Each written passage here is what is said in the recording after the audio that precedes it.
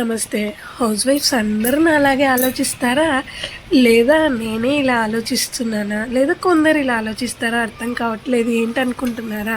అప్పుడప్పుడు అనిపిస్తుందండి, ఇండిపెండెంట్‌గా ఉండాలి, మనీ ఎర్న్ చేయాలి, బాగా కష్టపడాలి అనిపిస్తుంది.